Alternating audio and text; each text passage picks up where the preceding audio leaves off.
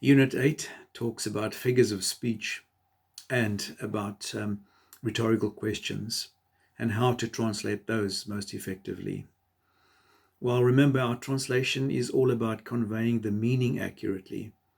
And if we follow the grammar and the words of the original too closely, sometimes we can communicate the wrong meaning and even the opposite meaning. And I'll give you an example in our Center translation in Romans chapter 6, verse 11. Paul says, "Consider yourselves dead to sin, but alive to God." Now that metaphor, dead to sin, means that sin should not have power over you. And in the Center translation, if we just said dead to sin, it actually means the opposite. It means that you want to do it all the more. So if a Center person says, "I'm dead to football," it means he loves playing football. So, and even in English, we have a similar expression, "I'm dying for an ice cream." Well, the way the Centers overcame that in their translation was to say, "Consider yourselves as dead people as far as the power of sin over you, but consider yourselves alive to God." So these are ways that we can retain the metaphor in terms of life and death, but avoid carrying a wrong meaning over in our translation. So the main aspect of figures of speech is that we should recognize that there's a figure of speech and try to translate it with another figure of speech that makes the translation lively and natural. But if that communicates the wrong meaning, it's better to completely remove the metaphor. I can give you another quick example in Mark chapter 1, verse 17, where Jesus said, "I'll teach you to be fishers of men." The word for fishing in Sena does mean to kill fish. They don't say to catch fish, but to kill fish. So "I will teach you to catch people" would be translated in Sena, "I will teach you to kill people," in terms of the metaphor of catching fish. So a very nice way the New Living Translation did it, and even in our Sena translation, we could have said, "Follow me and I will teach you to bring people in instead of fish, instead of catching fish."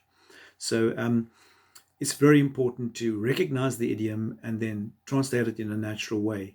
But if you are communicating the wrong meaning, it's actually more damaging. So rather you remove it completely, and you could say, "Follow me and I'll teach you to bring people into my kingdom."